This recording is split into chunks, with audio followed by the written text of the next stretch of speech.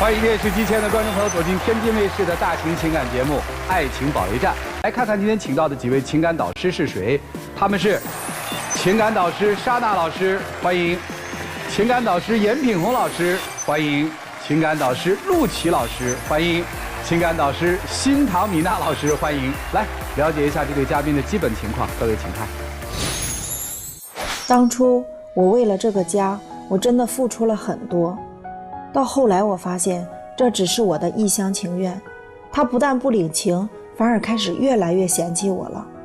他太敏感多疑了，生活中他都无时无刻要插手管着我，让我在朋友和员工面前抬不起头，我真的很苦恼。我并不想过分插手他的生活，我只是希望他能对我多一些关心，多一份爱意，但他却觉得我在无事生非。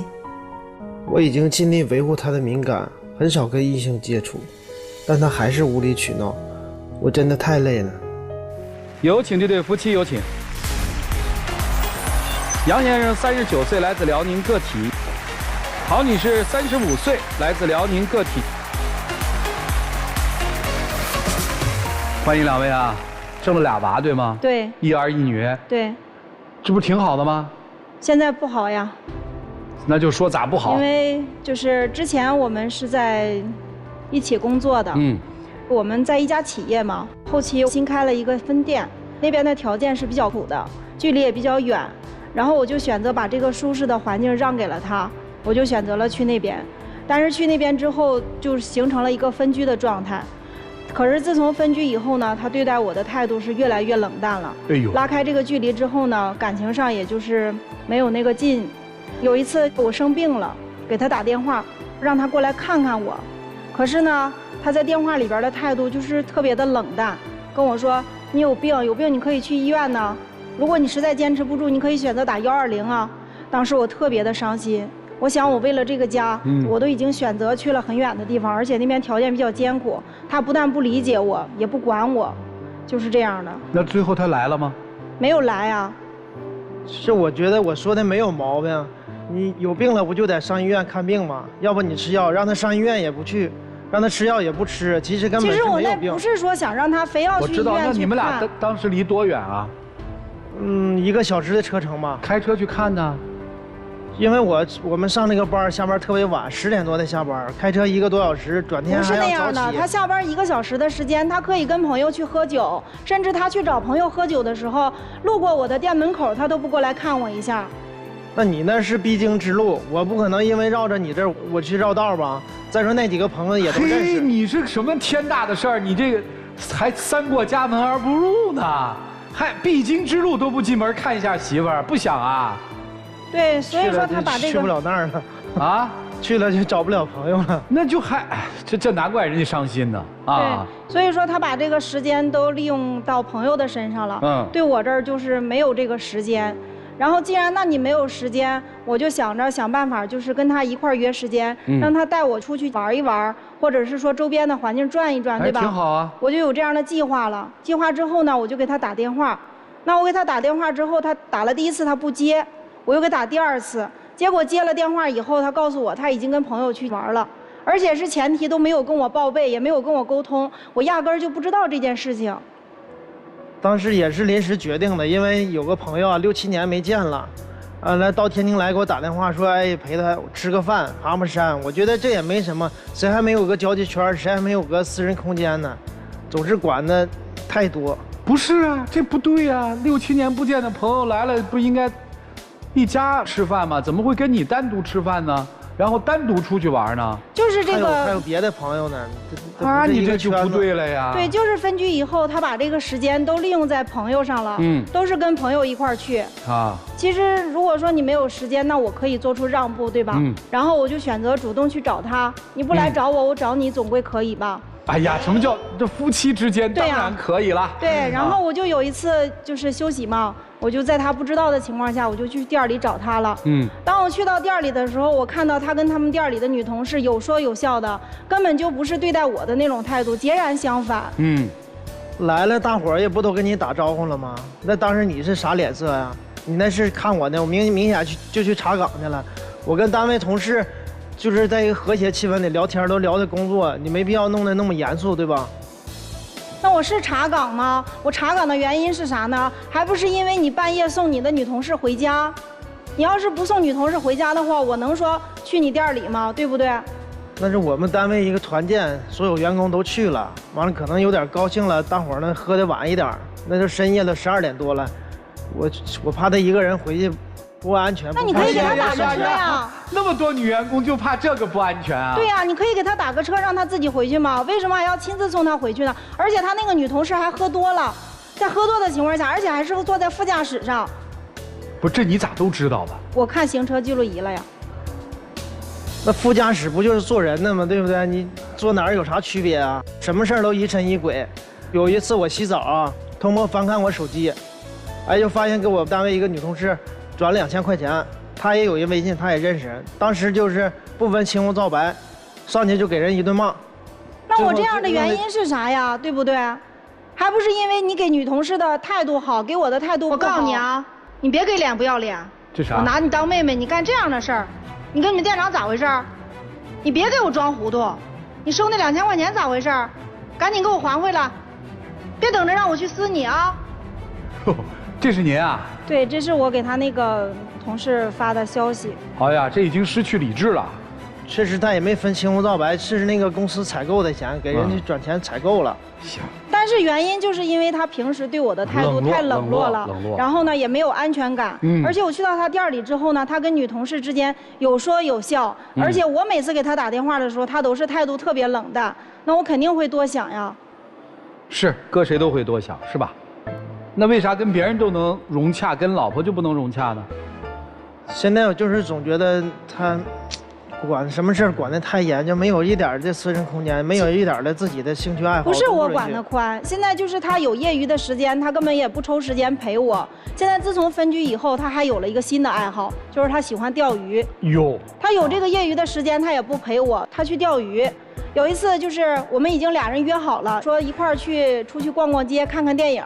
本来这个时间也定好了，但是呢，我左等他也不来，右等也不来，我就给他打电话过去，我说你怎么还没到呀？结果同事一个电话，他跟朋友钓鱼去了，直接放我鸽子，也没有跟我沟通，直接就走了，去钓鱼了。那都是些单位的同事，还有公司的领导。你说什么活动叫你去，你都不去，显得你格格不入。然后呢，又没法开展工作，对吧？捕猎是男人的天性，我钓鱼我又没钓美人鱼，每次钓回来那个鱼，你吃的不也挺香吗？啊，你是想钓美人鱼的是吧？没有，还钓鱼没钓美人鱼？你那鱼钓回来了，放在那儿，那我不吃怎么办呢？还好意思说？那个鱼放在厨房里，弄得满屋子都是腥味儿。你有那个时间钓鱼，你在家钓钓我不好吗？对，你钓这美人鱼好吗？不要钓那个鱼，我。对呀。这得把一个女人逼成什么样了？今天他就来说，你们得帮助我，让我老公钓我，是这意思吧？那我们接着往下听啊。现在他钓鱼啊，都已经魔障了，不光是自己钓鱼，还带着我儿子去钓鱼。暑假的时候，儿子不是来到这边了吗？然后他就在我不知情的情况下，早晨起来我一发现人不见了，我说这人去哪儿了呢？我就给他打电话，结果带着我儿子去钓鱼了。你说大清早天还没亮，然后河边也不安全，你钓鱼你自己去也就算了，还带着孩子去。那我钓鱼，我要不上河边钓，我上山上钓去，对吧？孩子的救生衣、游泳圈、吃的用的我都给带上了，而且还是跟一帮钓友一起去钓的。我自己的孩子，我还能不保证他安全吗？我又不傻。那孩子现在什么事儿不愿意跟你说，你自己不反省反省吗？孩子不跟我说是什么原因？是我导致的吗？在管理孩子上面，他总是跟我形成对立。暑假的时候孩子来，我们4口人在一起吃饭，孩子当时的坐姿不是很正确，然后我就说了孩子。说完孩子以后，他当着孩子的面就让我下不来台，谁想吃就怎么吃呗，你管的怎么那么宽呢？当时我就感觉特别没面子。现在在孩子面前，就是他是一个好爸爸的形象，我就是那个坏妈妈的形象。孩子就得让他释放天性，你用你的自己的标准去要求他这个那个，让他干什么事都有压力，那肯定是不行啊。还有就是我们老二买东西，想买什么就给买什么，给他发一个链接过去，他也不管这个东西可不可以买，实不实用。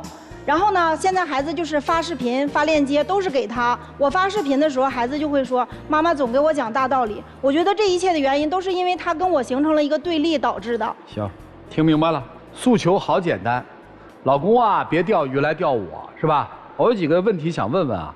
您这资料上面写的是个体，是自己开的店是吗？不是，我们是那个一家餐饮公司，就是我们是做那个店长职务的。哦，你们是做餐饮公司的，对，都是做店长的，对，算中层管理。对。所以公司要求开店，那没办法，您就去偏远的地方。对，其实当时他可以选择去的，但是我呢觉得那边条件比较刻苦嘛，我觉得为了家庭，我可以付出一些。这个分居了多久？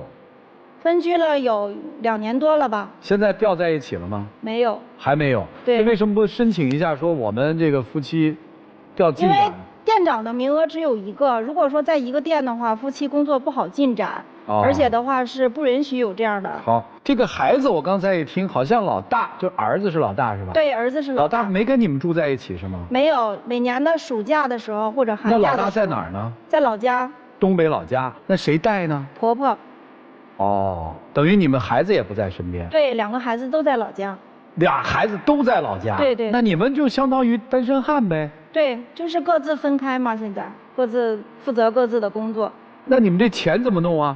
每个月的话，他会给我打一部分钱过来，因为我们需要还一个房贷嘛。然后剩下的支出的话，就是各自花各自的。那孩子的钱呢？孩子的钱的话，也是从我们俩的这个工资里边，每个月给孩子往过打。哦，那你们这日子过得不像夫妻啊。所以说嘛，现在就是这个问题挺严重的。2年多就没在一起过。对，工作就是各自在各自的地点，然后他就是基本就是有时间的时候。可以跟朋友出去聚会，或者是喝酒，然后有时间跟朋友去玩，反正他也不会主动给我打视频。下了班以后都是我会给他打，然后他也从来不会问我，比如今天天气下雨了，他也不会问我说这个下雨了你带没带伞，也不会关心我。当然不会了。我就是觉得他有点太敏感了。不是，他还是你老婆吗？是啊，肯定是。你们1个月见几回啊？这个不确定，有时候1、2次、2、3次。那就基本不见了。但是这个前提条件都是我在要求他的时候，我说你过来找我看看我，对吧？其实说起难受吧，他说去医院，我并不是真正的难受，我知道，可能就是想让他过来看看我。行，这男人很漠视你，对吧？觉得这个婚姻现在就没有什么意思了，对吧？对。孩子也不在身边，然后老公也不在身边，现在就相当于一个女单身汉。您可能下班之后没什么事儿可以做。对。他的业余生活很丰富，朋友可以喝酒，可以去钓鱼，对，但是唯独没有你。对，你心里还有他吗？心里肯定有啊。有他，你路过他的门口的时候都不去看他？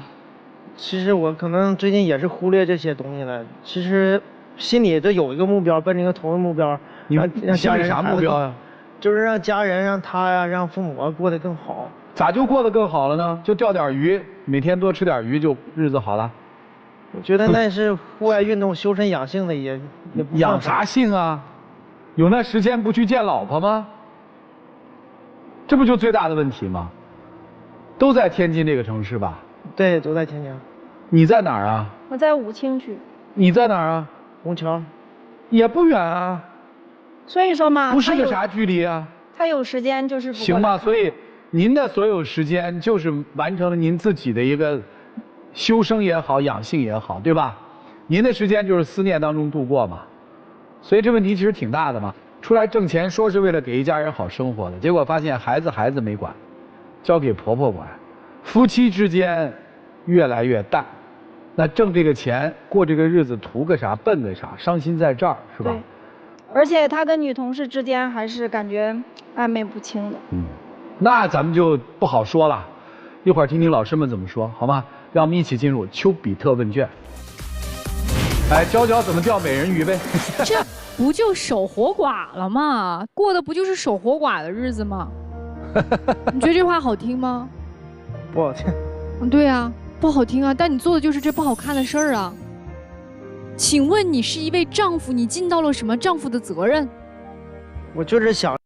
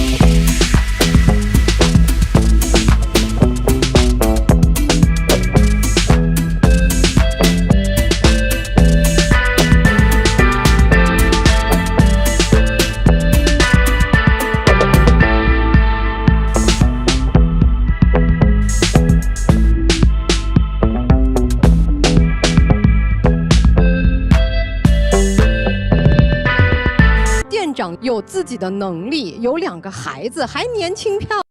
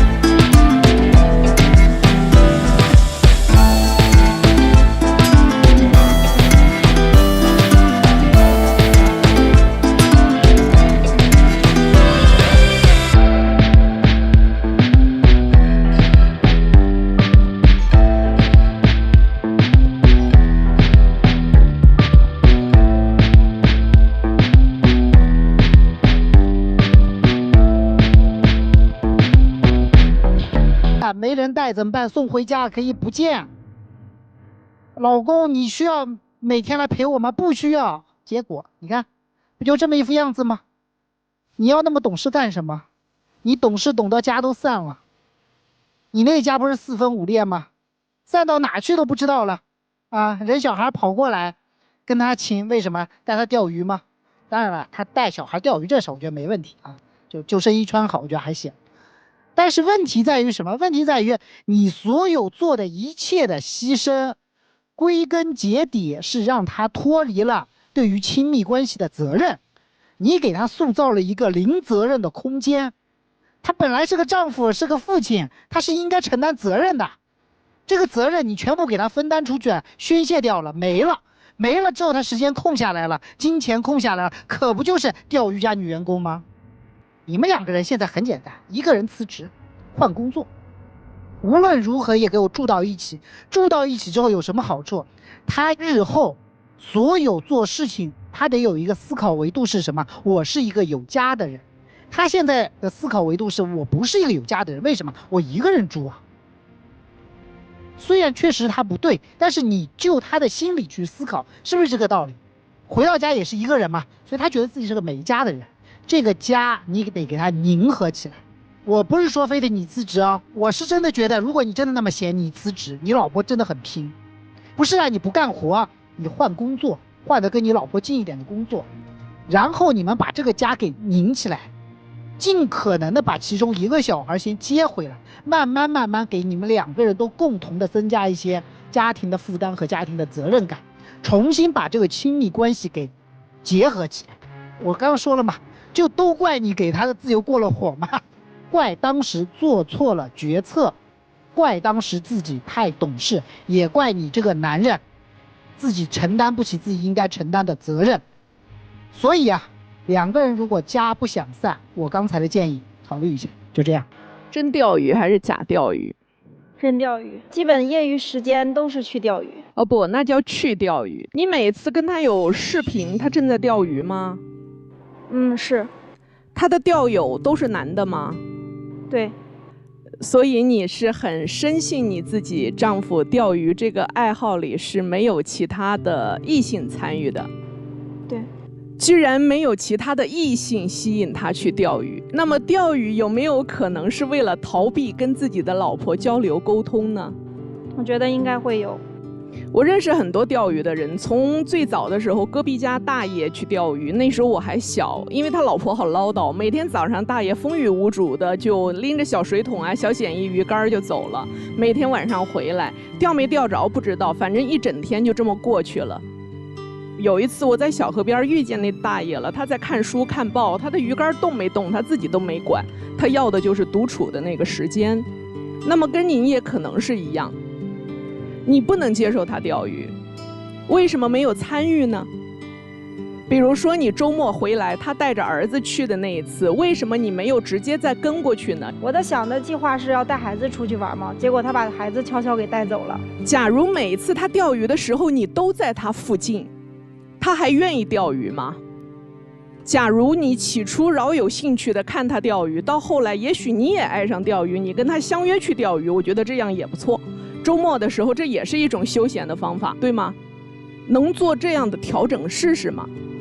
因为有的时候我们如果想让一个男人回来，可能得不让他拥有自个儿的一个躲起来的小天地。钓鱼的时候跟老婆通电话也说不了几句嘛，钓完了鱼了以后，拿着那些鱼跟自己的这些小伙伴们一起愉快的就在附近，可能都还有一些帮你们做的店儿吧，直接就可以吃喽。你们去的应该也不是随便的野河野湖吧，可能都还是那一种带着那个休闲娱乐性质的，钓完鱼了以后把自己鱼烧一锅，然后吃了以后还能够打个小牌玩一下，然后美好的一天回来了。真的是爱钓鱼吗？不是吧，你是爱自己躲在那里玩，躲开老婆，不想听她讲家长里短，不想跟她视频，有时间送女同事也没时间开车找老婆。心在哪儿我们都看得出来，如果这颗心怎么都收不回来的话，那离婚就离婚吧。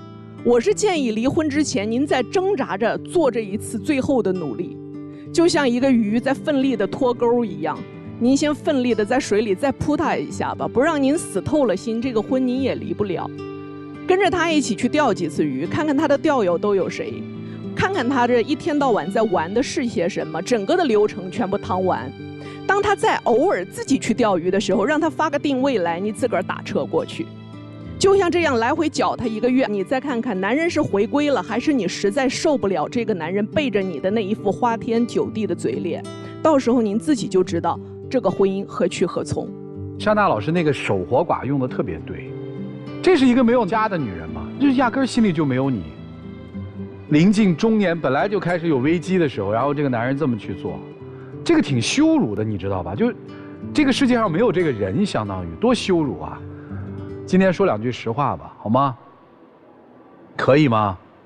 可以。一起进入真情60秒。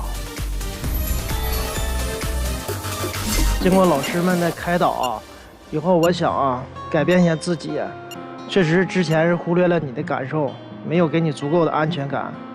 其实回想起以前咱们刚认识或者前些年，在一起是挺甜蜜挺好的。确实分开这2年啊，心有些飘了。我以后一定会改，希望你再给我一次机会。我觉得现在在婚姻里我没有一个安全感，而且自从分居以后距离越来越大，在家庭里边也被孤立起来了。现在我对整个的这个婚姻感觉很恐惧，没有一个特别稳定的一个因素。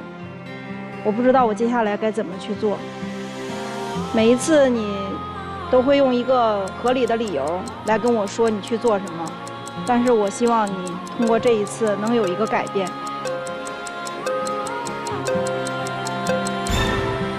哎，我要是你，我今天绝不出来。请回，谢谢两位。电视机前的观众朋友，欢迎登录优酷视频、腾讯视频、爱奇艺、搜狐视频收看节目的完整内容，预测一下结果。双出吧，虽然还双出，我不希望他们双出，但是他走不出这步，我感觉。女生坚决不要出来啊！即便你们不离婚，也得他来求你，他来找你，他彻头彻尾的决定改变。所以今天你不出来，给他一个教训，给他一个警示：女不出，男出。女方做店长的应该有杀伐决断吧？我觉得他能够忍得住啊，今天肯定是不会出来的。我觉得男的你得好好给我想一想，怎么去挽回这个家庭，该你做牺牲的时候了。女方坚决不出，你就应该像鱼一样。钓鱼的魅力就在于总也钓不着，偶尔钓到。如果钓鱼这事儿一撒钩就钓上来了，那就没意思了。所以必须得跑。来看他们自己是怎么选择的，请开门。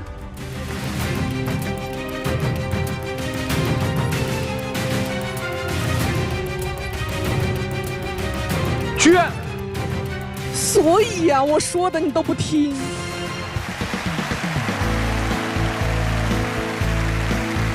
气死我了！你装你也不能出来呀，他太容易了。所以老公就敢这么对你，知道你怎么着都不会走。他，哎，行了，我们一起见证属于他们俩的浪漫时刻吧。各位请见证。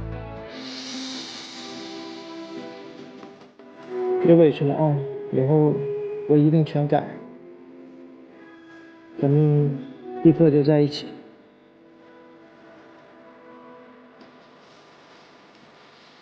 这真是意难平，我跟你说，你不该出来，他太容易了，他要付出啊。这个老公稍微感受一下自己老婆的善良吧。他今天在舞台上把面子和里子都给了你了，你要今天要感受不到这个善良，明天这个家散了，那真的是。我跟你说，气死人！不是真想让他们散，我就说你别来，你至少能感受到他失去你那个，你感受一下嘛。你下一步怎么做呀你？哎呦，真是气的。下一步一定要遵循每位老师啊给出的建议。说具体的搬回去。说具体的，你这太欺负人了，主要是你知道吧？看不下去了。第一个，先保证两人在一起住，我在这边辞个职，然后去那边找份工作。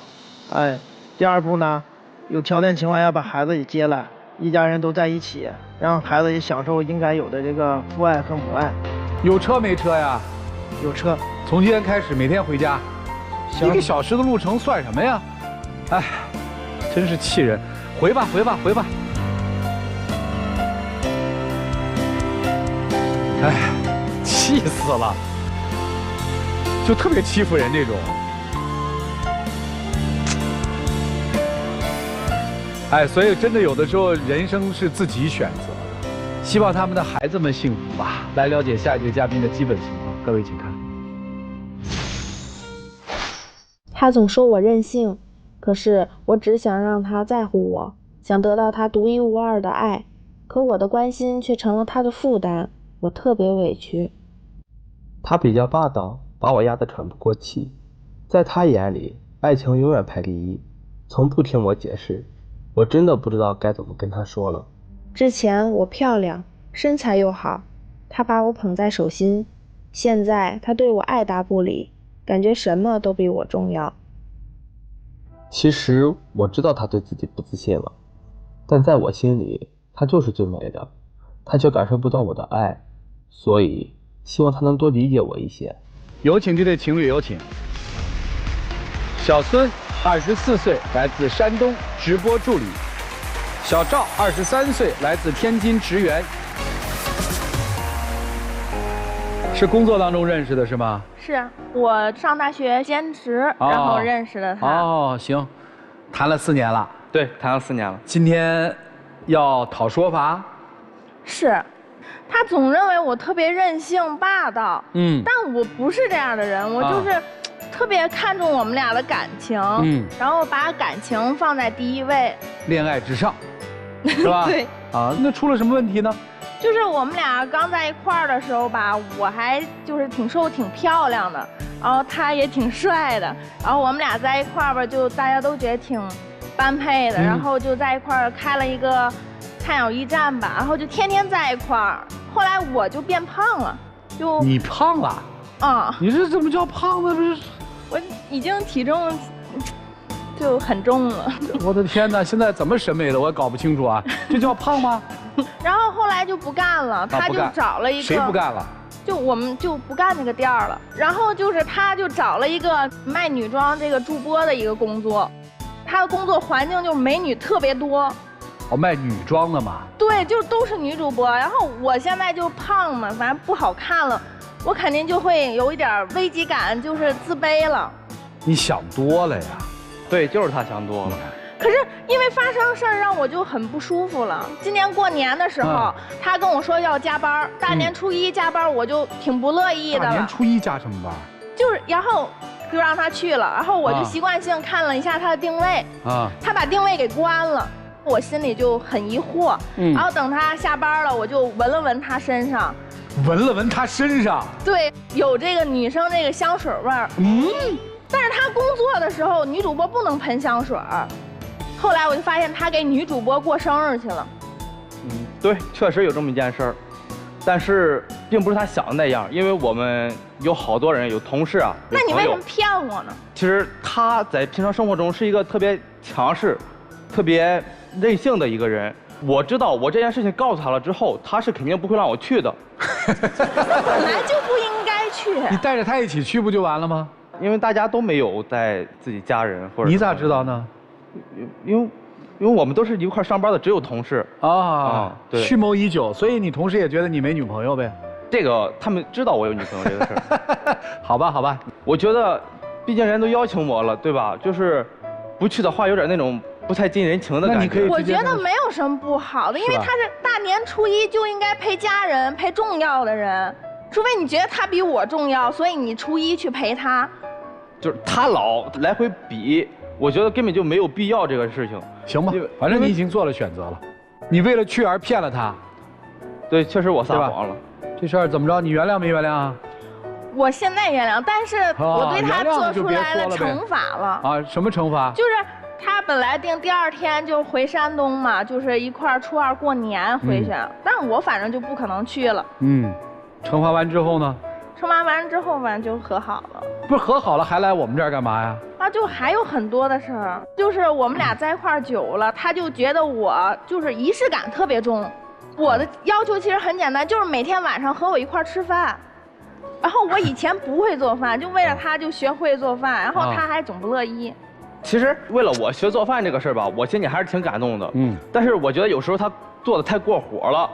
就比如说我在工作的时候，有时候我还会加班，一到下班的点儿，他就会疯狂的给我打电话，就算我在忙着，我没有时间接，他会一直打，不停的打。因为我就等他每1分钟就特别难过，我就很想知道他什么时候下班，下班了没有？他下班了，我就赶紧做饭嘛。可是你这样让我有很大的压力，我上班呢，你一个劲儿给我顶电话，让我没有办法专心的工作，还有回家的时候就是让我感觉时间特别的赶，我感觉特别有压力。他这样，我不是想让你多陪陪我吗？我也不是每天都加班，对吧？而且我也有休息的时候，你完全可以等到我休息的时候。可是你休息的时候我不休息，我休息让你调班你又不调。他就是特别任性，他休息的时候我可能休息不了，我要听老板的安排嘛，什么时候休息。他就是非要就是让我凑他那个时间，这个事情我没有办法给老板张口。没有什么不能张嘴，你就跟他说我陪我女朋友一天一块儿休。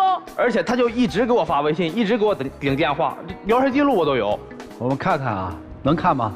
可以看吗？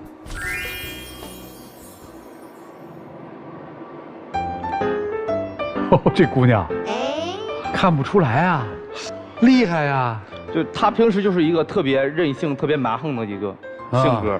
我觉得我并没有那么蛮横。不是你看了那个聊天记录，你现在自己回头看什么感受？是有一点，但是当时是在就是气头上。他脾气是不是特别大？对，特别大。他能大到什么程度？就是说我们一吵架吧，特别爱摔东西，因为摔东西也是摔便宜的。就我从来不会摔贵重，就是他每次吵架就太冷着我了。我不做这些，他根本就不理我；做了他也不理我。他摔完东西，你通常会怎么样？把东西收拾来还是怎么了？他就走了。去哪儿啊？就是我自己吧，有一个养鸽子的地方，我就是在郊区租了一个地儿。然后我平时他和我吵架了，他就是发泄完了，对吧？他摔东西了啊，然后他没事了，但是我心里就是也特别的憋屈那种感觉，就是我经常会去那儿。就是去养鸽的地方。那儿是一个什么地方？好像他说那儿的时候是一个世外桃源。对，就又脏又乱，一个破鸽子棚。因为我也有自己的发泄方式，我觉得那样了，特别脏，特别乱。我觉得那样也可以让我自己缓解一下这个情绪啊。我看看这边，你可以看见，这都是养的鸽子。哟，养了这么多呀！因为我们一吵架，他就会买一只。哦，就我吵架不重要，买鸽子才重要。不，这个就是看怎么说了，是先有鸡还是先有蛋？吵一次架就养一只鸽子？不，并不是这样，这是完全是他自己一厢情愿的想法。哦，吓我一跳！我说这吵架吵得够厉害的了，那鸽子可是一大群啊。因为这鸽子养了多少年？有个2年多了吧。那你们俩就基本属于3天一大吵，5天一小吵。他不是吵一次就买一只，他也许吵一次架可能比较严重，他就买几只。然后他现在就是吵架不重要，吵架他能买鸽子，内心我感觉他非常开心。就他渴望跟你吵架，对，他就不拿我当回事儿，他就拿鸽子当回事。你怎么老说他不把你当回事儿，不把你当回事儿呢？你怎么会觉得就是说你胖了，你有这么大的颜值焦虑，说他就不搭理我了，不理我了？为什么会有这个？因为他现在就是我感觉他以前我吵架他是很哄我，除了吵架这个信号之外，还有别的吗？有，就我干什么他都很注意我，他现在就非常不注意我。比如说我染头发、戴美瞳，他都看不见。他染那个颜色是比较深，就是只有在强光下才可以看见。因为我晚上下班之后也挺晚的了，回家之后我确实没有发现这件事情。但是第2天我们俩一块出门，我确实看见了。对，我也说了，我还说，哎呦，你就染头发了。我说我都没有发现你什么时候染的，而且就是他那个眼影、化妆什么的，他老问我那些化妆品的色号什么的。你说我自己对吧，一大老爷们儿，我确实不知道那是什么色号啊。我感觉他就是拿这个问题故意刁难我。那我穿衣服你总能看见吧？就我穿什么衣服问他，他就爱答不理的，反正好不好看无所谓。其实我并没有说像他那样说，那怎么他穿衣服什么我不注意他。出个门半小时出不了。那我穿的干净利索点，那出去不是你也有面子吗？也不跟你长脸吗？我爱看，别人不也爱看吗？再说了，还有一部分工作原因在里边，对吧？有时候也是要出镜的。那你考虑没考虑我？就是现在就是心里很焦虑，你就从来没考虑过我的感受。那我这么努力的工作，我觉得也是为了咱们2个以后更好的生活啊。但是我觉得我想要的，你就从来就没想过。我拦一句啊，刚才你说你们俩更好的生活，你指的更好生活是什么？有规划吗？有规划啊。其实因为这件事情吧，也经常和我吵架啊。因为什么呢？就是在天津买房这件事情。因为我并不是本地的，我父母那边也是给我准备了婚房。他现在就是一个劲儿的催我把那边房子卖掉，在这儿买。其实我同意这样，但是他为什么说我一直拖着呢？就是我把那边房卖了，我在这边买吧，就是房价有差别，就这边肯定更贵。我想卖个比较高一点的价格，能减少一下我在这儿的压力。可是我觉得完全没有这么大压力。我也说你卖了，我爸妈也会帮衬咱们。我并不想那样，买房那完全是我的事情。你这样的话，就是让我觉得我以后会。就是亏欠你们家这样。我们都要结婚了，就是一家人了，没有什么欠不欠。你总觉得欠我的。我问问啊，打算什么时候结婚？我就打算就是他把那边房卖了，然后在这边买就结婚嘛。哦。所以我很着急，我就想要稳定下来。哦，你是打算再拖拖是吧？就是想再等等。你觉得对，你就直接告诉他，你说我们俩的感情在觉得进入婚姻有问题吗？我并不是说我们2个感情有问题啊，其实啥有问题？就是想不让自己有那么大的压力，想等等。不，这还是嘛，你现在还没有做好结婚的准备嘛？因为结婚对你来说压力很大嘛，为什么不坦诚的跟他说呢？我和他聊过，但是一聊这种事情，他就大发雷霆，就给我发脾气啊。因为我总感觉他这就是不想跟我在一块儿了，就是在拖延时间，要万一就是以后还有更好的。你的意思他是在等呗？对啊，我就觉得他现在嫌弃我了。如果你现在逼着他结了婚，他还是嫌弃你，他也会走啊。婚姻也不是个保险箱啊。可是我觉得那样稳定一点，要不然你就是结了婚以后就好了呢。那你不知道结了婚之后会更糟糕吗？就是还想试试嘛。是啥？你们俩现在的情感，你觉得足够走进婚姻的殿堂吗？我觉得足够，都4年了。你爱他吗？我爱他。他爱你吗？爱我。他爱你，为什么瞒着你去给别人过生日啊？他爱你，为什么在你发脾气的时候他不搭理你，他自己去了养鸽场了？我说这些不是他不爱你，是在你们的情感当中出现了一个很大的问题。这个问题能不能调和？到底哪儿出了问题？我建议你听听老师们的建议，好不好？让我们一起进入丘比特问卷。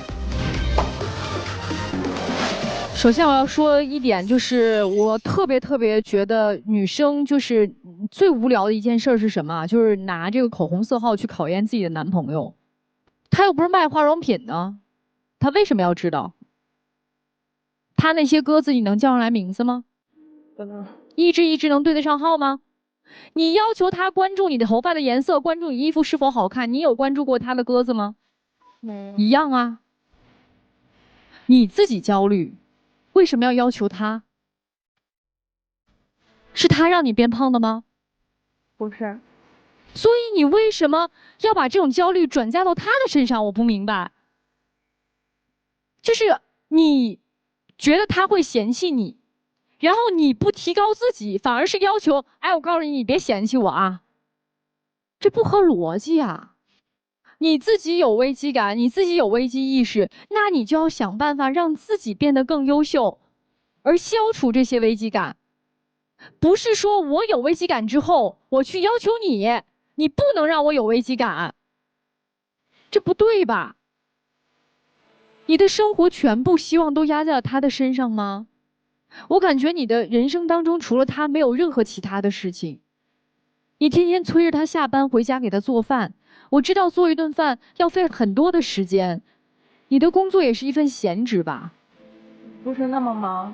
所以说你生活挺无聊的，无聊到你把所有的关注点全部放在他一个人的身上，盯着他回家吃饭，盯着他到底每天在干嘛，然后盯着他是否关注了你的穿衣打扮、你的头发颜色、你的口红色号，盯着他什么时候娶你。你说一个男人他不愿意娶你，然后你还每天上赶着问你什么时候娶我，你不觉得这事儿特丢人吗？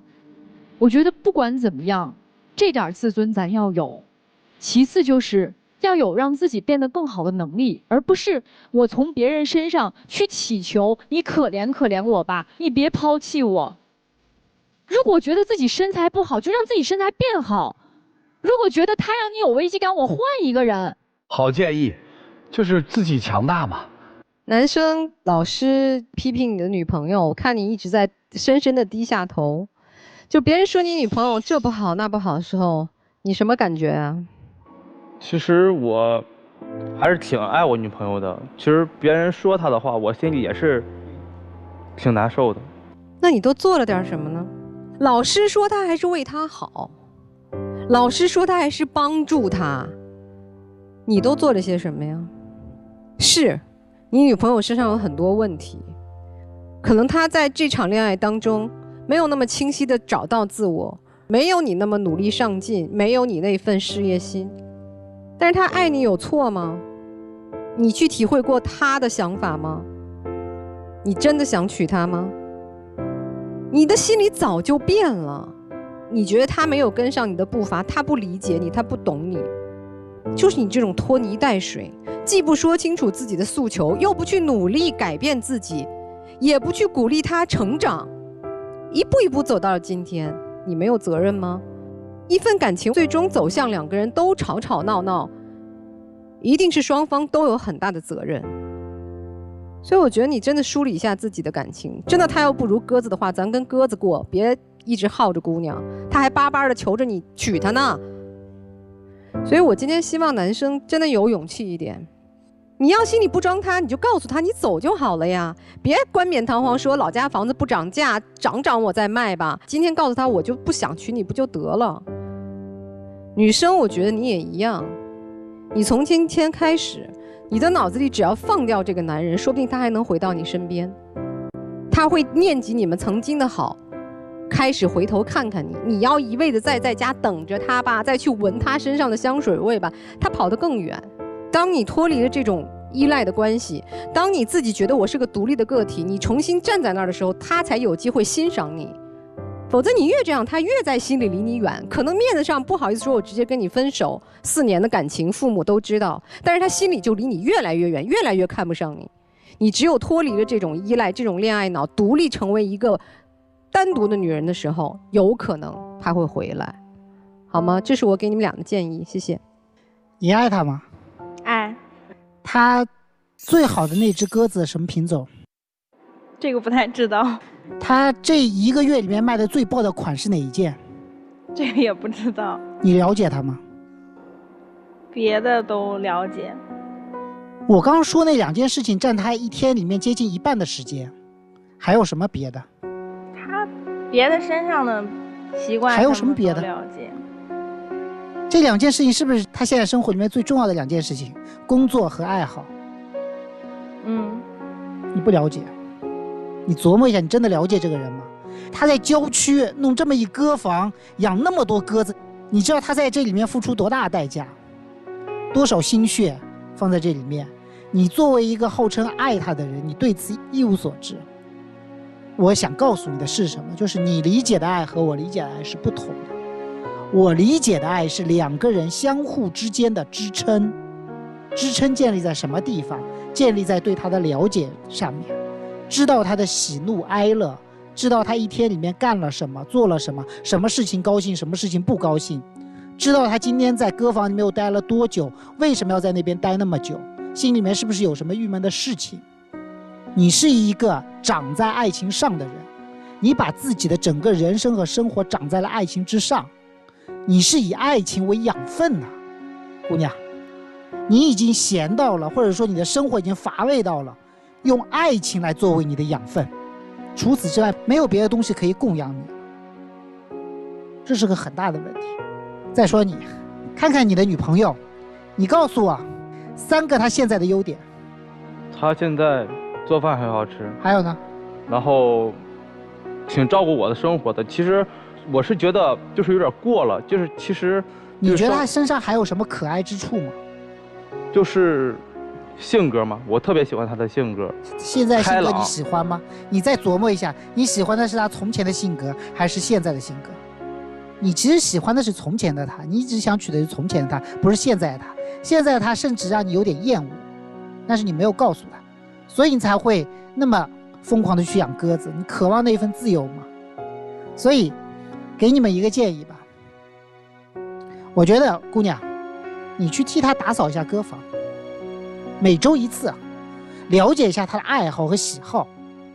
至于男生，我建议你陪她一起做饭，1周选个2、3天的时间陪她一起做饭，因为做饭可能是你女朋友现在最得意、最拿得出手的东西，树立一点她的自信心。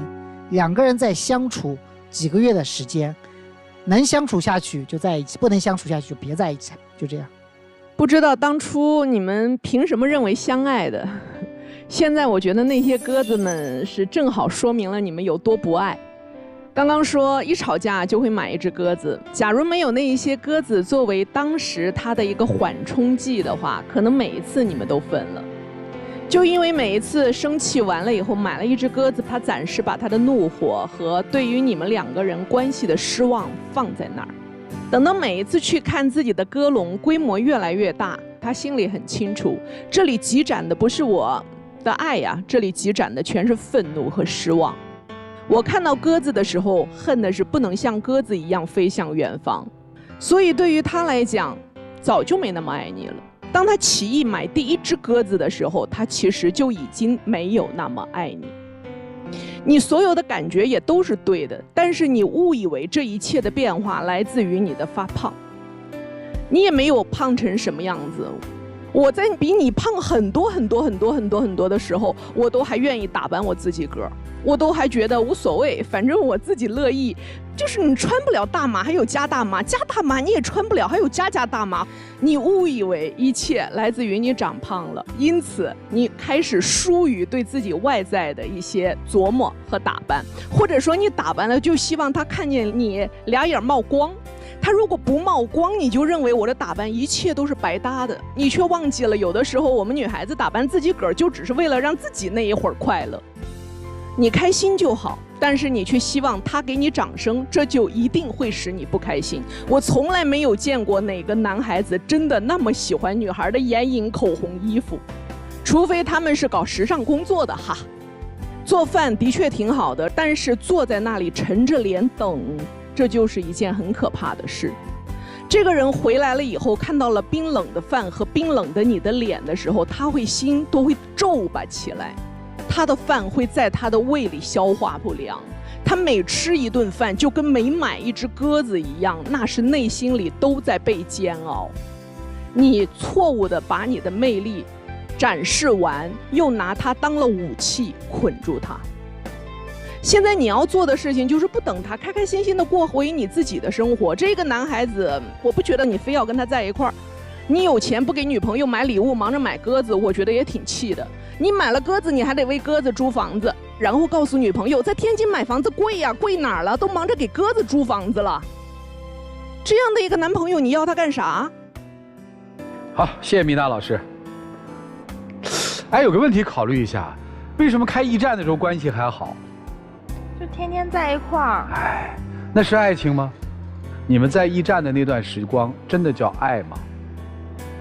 还是创业伙伴，或者叫合伙人？你把这个事情想清楚，别弄混了。有时候我们容易弄混。我对你有好感，哎，我们做个什么事儿吧，这个事儿做得很顺的时候，反正就还好，你看不出问题啊，对不对？合伙人就这样，买卖很好很好。一旦分开，突然发现很多问题接踵而至，为什么？当初把好感放大成了爱，其实当他离开那个驿站，他开始出去工作，跟别的人去合伙工作的时候，这个时候你女朋友的本性才暴露出来，这个女人真实的那一面才出来，她性格里面真实的那一面又黏腻，同时又不独立，不独立的同时脾气又很大，她真实的那个面是在这个时候出来的，所以跟发胖没发胖没有什么关系。是不是在出去工作之后才发现了他最真实的一面，才看到了他的脾气？对，确实是，就是这样嘛。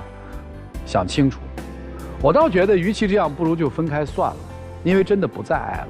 你没觉得在这个关系当中，你现在跟他这个关系当中，让你变得特不可爱吗？我相信你以前不是这样的女生哎。你自己想吧，不爱就是不爱了嘛，曾经爱过可以不爱嘛，不想娶就是不想娶嘛。已经没有这个打算了，就是没有这个打算嘛，说清楚就好，好不好？让我们一起进入真情60秒。就听老师说这么多，我就感觉爱别人先爱自己吧。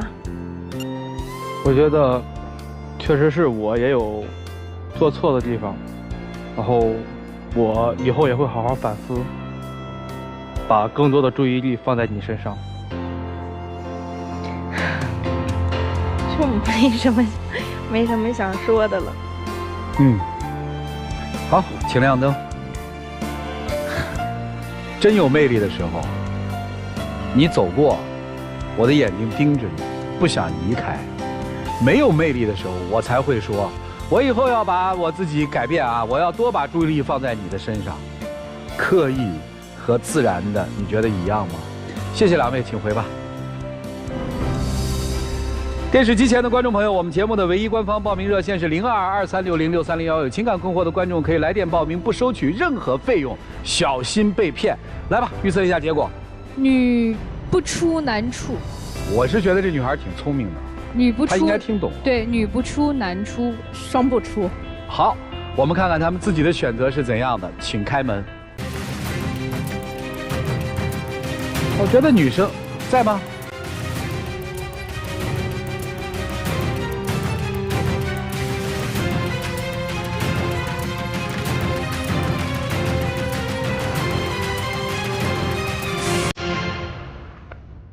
我问你个问题啊，台上空空如也的时候，你什么感受？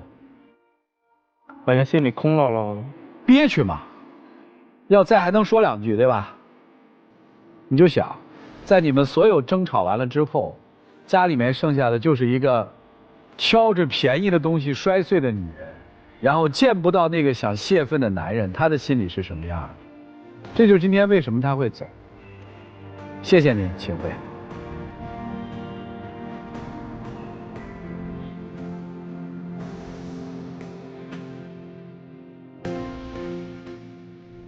我觉得这个姑娘是聪明的姑娘，就是明白了嘛。她那句话说得好嘛，越爱别人先爱自己嘛。本节目由葵花药业独家冠名播出，修护胃黏膜认准葵花胃康灵。再次的感谢葵花药业对本节目的大力支持，同时也谢谢电视机前观众朋友的收看和陪伴。我们下期节目再见，谢谢大家。